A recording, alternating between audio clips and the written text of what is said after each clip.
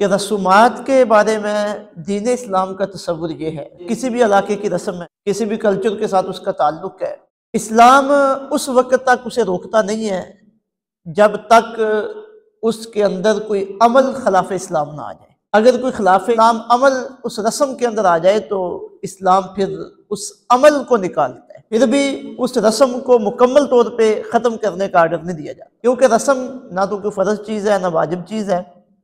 कोई बंदा वो पूरी करता है तो